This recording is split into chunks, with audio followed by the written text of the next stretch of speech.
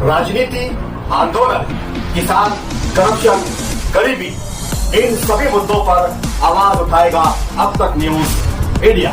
सत्ता के आगे जब भी सवाल कमजोर पड़ने लग जाए तो सवाल उठाने पड़ते हैं। बोल के लफ्ज आजाद है तेरे, बोल के सच जिंदा है अब तक। मालेगांव सेकुलर फ्रंट का ये वार्ड नंबर 13, 14 और 18 का मुश्तरका एक मिनी जलसा है। तीनों वार्ड की आवाम इस मीटिंग को सुन रही है और 15 तारीख को होने वाले इलेक्शन के ताल्लुक से फैसला बना रही है। मालेगांव सेकुलर फ्रंट का कयाम क्यों अमल में आया? आसिफ शेख रशीद साहब और मुस्तकीम भाई 1 और 1 11 की तर्ज पर शहर को बचाने के लिए क्यों निकले हैं? इन दोनों को सियासत शहर मालेगांव के दीगर सियासी लोगों से बहुत ज्यादा समझती है। आसिफ साहब और मुस्तकीम भाई को मालेगांव के तमाम सियासतदानों से ज्यादा सियासत समझती है। ये इनके दुश्मन भी इस बात को मानते हैं। ये लोग एड़े हैं कि ये कह रहे हैं कि फिरका परस्तों से हमें मुकाबला करना है। ये लोग अगर कोई बात कह रहे हैं तो उसका मतलब क्या है? ये लोग हवा में बात कर रहे हैं। कहा यह जा रहा है कि फिरका परस्तों से मुकाबले की बात कर रहे हैं तो नदी के उस पार जाकर इलेक्शन लड़ो। हम नदी के उस पार ही वाले लोगों से मुकाबला कर रहे हैं, मगर उनकी जो काली भेड़ें हमारे शहर के अंदर नुमाइंदगी कर रही हैं और इलेक्शन लड़ रही हैं, ये सोच करके चुन के आने के बाद फिरका परस्तों से जाकर उनकी गोद में बैठ जाएंगे और कारपोरेशन को उनके हवाले कर देंगे। इस बात को कबल वक्त आसिफ साहब और मुस्तकीम भाई ने महसूस कर लिया। आप लोग समझिए इस बात को, मुझे जवाब दीजिए। मालेगांव सेकुलर फ्रंट के अलावा जो लोग इलेक्शन लड़ रहे हैं, 18 सीट से ज्यादा उनकी आती नहीं, 16 सीट से 14 सीट से ज्यादा आने वाली नहीं है। कैसे क्या होगा? मेयर बनाएंगे वहां जाकर? आप मुझे जवाब दीजिए कि आप अगर मालेगांव सेकुलर फ्रंट के अलावा किसी को वोट देते किसी भी सियासी पार्टी को, तो ये लोग मेयर बनाने की पोजीशन में नहीं है। तुबा कॉस्मेटिक कंप्लीट स्किन सॉल्यूशन आपके लिए लाया है धूप से बचाने वाली डे क्रीम, सौंदर्य चेहरे को गोरा करने वाली नाइट क्रीम, फुंसियों के लिए TC skin cleaner and serum, सर्दी में जिल्दों को ताजा रखने वाला मॉइस्चराइजर, 7 दिनों में गोरा करने वाली क्रीम, आंखों के नीचे कालापन को दूर करने वाला टीसी डार्क वे सीरम, हाथ और गर्दन का कालापन दूर करने वाला साबुन। हमारा पता याद रखें, कुसुम्बा रोड, औलिया मस्जिद के सामने, Tuba cosmetic complete skin solution. Mayor बनाने के लिए 45 कारपोरेटर का होना जरूरी है, हाउस में अक्सरियत होना जरूरी है। ये बाकी के कारपोरेटर कहां से लाएंगे? नदी के उस पार बीजेपी, शिवसेना और फिरका परस्तों से साठ-गांठ करके ये कारपोरेशन की इमारत जो बज़ाहिर नदी के इस पार खड़ी हुई है, इसके अंदर पूरी साजिश और पूरा काम नदी के उस पार होने वाला है। जैसा कि जब से प्रशासक बैठा है वही हो रहा है। ये बेटा इन लोगों को खामोश कराओ प्लीज, वहां से सब बच्चों को हटा दो प्लीज, हटा दो बच्चों को वहां से।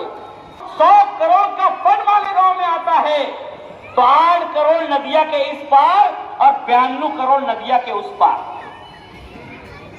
मालेगांव में डस्टर गाड़ी आती है, आपने देखा डस्टर गाड़ी का नाम सुना है? डस्टर गाड़ी है मालेगांव की कारपोरेशन के पास। डस्टर गाड़ी वो गाड़ी होती है जो रास्तों से धूल हटाती है। रात को 2 बजे उसका काम शुरू होता है, रात को 5 बजे तक चलती है। बड़े बड़े मेट्रोपॉलिटन सिटी में, मुंबई में, पुणे में, अमरावती में डस्टर गाड़ी रात को 1-2 बजे निकलती है और सुबह 5 बजे तक रास्तों से धूल हटाती है। मालेगांव कारपोरेशन के पास भी डस्टर गाड़ी है। आपने कभी देखा है टकार महल्ले के एरिया में उस गाड़ी को चलते हुए? आपने कभी देखा है मोहम्मद अली रोड पर उस गाड़ी को चलते हुए? आपने कभी रात को 2 बजे उस गाड़ी को देखा है कि हमारी आगरा रोड पर डस्टर गाड़ी चल रही है? आपने तो देखा भी नहीं होगा। मैं आपको बता रहा हूं कि डस्टर गाड़ी मालेगांव कारपोरेशन के पास 2 अदद है। कहां चलती है पता है? नदिया के उस पार। रात को 2 बजे से लेकर 5 बजे तक रास्तों से धूल मिट्टी हटाती है वो गाड़ी। दावाली के आदि दावाली के रास्ते तक जाती है और रास्तों से पूरी धूल मिट्टी को जमा करके वो ले जाकर कहीं पर फेंक देती है। हमारा हक नहीं, हम इंसान नहीं है इधर नदिया के इस पार रहने वाले? कौन है 3 साल से कारपोरेशन में? प्रशासक बैठा हुआ है वहां पर। हमारा नुमाइंदा कौन है? कौन जिम्मेदार है इस शहर का? किसको ऑब्जेक्शन लेना चाहिए? कि क्या नदिया के इस पार के रहने वाले इंसान नहीं है? क्या हमारे बच्चों को खुली फिजा में सांस लेने का हक नहीं है? क्या हमारे बच्चों को साफ हवा की जरूरत नहीं है? ये सब कुछ नाइंसाफी इस शहर के अंदर फिरका परस्तों की तरफ से हो रही है। फिरका परस्त कारपोरेशन की इमारत इस तरफ खड़ी हुई है, मगर मैं आपको बता दूं, हमारा कमिश्नर हफ्ते में 4 दिन नदिया के उस पार बैठता है। मालेगांव कारपोरेशन के कमिश्नर से एक दस्तखत देना है अगर नदिया के इस पार के लोगों को, तो प्रभाग नंबर 1 की इमारत में जाकर कमिश्नर से दस्तखत देना पड़ती है। जिस वक्त नई कारपोरेशन बनाने का प्रस्ताव आया, पूरी कोशिश थी फिरका परस्तों की कि कारपोरेशन को नदी के उस पार ले जाया जाए।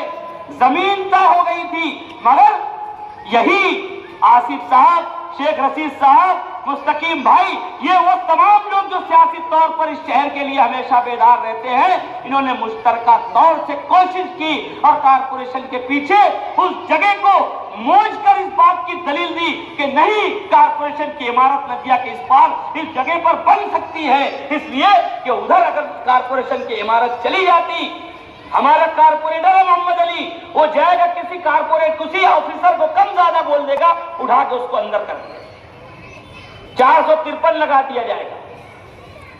तो दोस्तों, ये शहर है। मैं आपको बता रहा हूं, फिरका परस्तों से इस कारपोरेशन को बचाने की जरूरत है। फिरका परस्त पर तोड़ रहे हैं कि जरा सा मौका मिलेगा हम मेयर की कुर्सी पर कब्जा कर लेंगे, हम कारपोरेशन की इमारत को उधर मुंतकिल कर देंगे। मैं आपको बताऊंगा, इमारत बन रही है कारपोरेशन के लिए। इमारत नदिया के उस तरफ तैयार की जा रही है। दादा भुस्से साहब की तरफ से खामोशी से पर्पस कुछ और बताया जा रहा है, मगर खामोशी से कारपोरेशन वहां पर मुंतकिल करने की साजिश फिरका परस्त कर रहे हैं। एक एक काम के लिए आपको उस तरफ जाना पड़ेगा। कोई ऑफिसर आपकी बात नहीं सुनेगा। 64 कारपोरेटर मुसलमान रहेंगे, मगर उस कारपोरेशन में जाकर भीगी बिल्ली की तरह काम करना पड़ेगा। याद रखें आप कि अगर आपने इस मर्तबा गलती की, ये शहर नहीं रहेगा जैसा आज है। तो दोस्तों, मैं बहुत ज्यादा कुछ कहना चाहता था आपसे।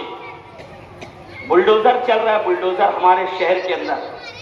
बच्चों के बस्ते बिखर रहे हैं, बस्ते अपनी किताबें उठा रहे हैं, अपने बस्ते इकट्ठा कर रहे हैं बच्चे। हमारे शहर में बुलडोजर चला है सर्वे नंबर 78 पर, मगर सरकारी बुलडोजर भी चलेगा। अगर हमने गलती की, सरकारी बुलडोजर चलेगा। किला झोपड़पट्टी पर अल्लाह न करे बुलडोजर चलेगा, अगर आपने मालेगांव सेकुलर फ्रंट को आपने इख्तियार नहीं दिया। मासूम बच्चे अपना बस्ता ढूंढेंगे अपने घर के मलबे में, मासूम बच्चे अपने खिलौने तलाश करेंगे, हमारे मासूम बच्चे अपनी किताबें ढूंढते रह जाएंगे मलबे में। अगर आपने खुदा न खास्ता कोई गलती की, आने वाला कल बहुत भयानक होगा। याद रखना, मैं आपको कह रहा हूं, आपको कल याद आएगा कि हाफिज अली सफदर ने यह बात कही थी। मामूली मामला नहीं है। फिरका परस्तों से मुकाबले की जो बात की जा रही है, उसको हंसी मजाक में लेने की जरूरत नहीं है। बहुत ज्यादा प्लानिंग हो रही है आपके खिलाफ, साजिशें हो रही हैं, और ये दिन हम लोगों के लिए बहुत गनीमत है कि हम अपना नुमाइंदा ऐसा चुने जो मालेगांव सेकुलर फ्रंट से वाबस्ता हो। रिक्शा निशानी है, साइकिल निशानी है, आम लोगों की सवारी की निशानी है। Ward number 13, ward number 14, ward number 18 की आवाम से मैं कहना चाहता हूं कि जहां रिक्शे की निशानी देखे वो बटन दबाएं।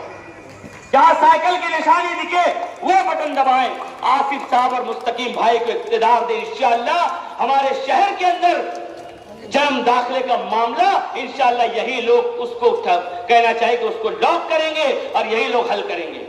किला झोपड़पट्टी का मामला हम हल करेंगे इंशाअल्लाह। जो कुछ सुलगते हुए मसाइल हैं उन तमाम मसाइल को हल करने की सलाहियत सिर्फ आसिफ शेख रशीद साहब और मुस्तकीम भाई की इस गठबंधन को है। मैं आप लोगों से गुजारिश कर रहा हूं कि आप लोग ज्यादा से ज्यादा वोट दें, ज्यादा से ज्यादा सीटें चुन के आए। इंशाअल्लाह मालेगांव सेकुलर फ्रंट का मेयर बैठेगा वहां पर कारपोरेशन में, और फिरका परस्तों की मजाल नहीं होगी कि मालेगांव कारपोरेशन की इमारत को नदिया के उस पार ले जाए। फिरका परस्तों की मजाल नहीं होगी कि हम 70% आबादी रखने वालों का फंड नदिया को उस पार जाए। फिरका परस्तों की मजाल नहीं होगी कि डस्टर गाड़ी सिर्फ उस तरफ चले, डस्टर गाड़ी इस तरफ चलेगी। मैं आप लोगों से अपील करता हूं इंशाअल्लाह और वक्तन फक्तन बातें हम करते रहेंगे। दर्द दिल बहुत है कि मेरा गांव, इसीलिए तो मेरा गांव दौड़ में हारा। शायर बोलता है कि इसीलिए तो मेरा गांव दौड़ में हारा। जो जीत सकते थे वो बैसाखियां बनाते रहे।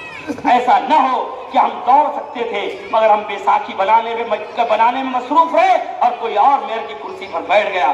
खुदा हाफिज।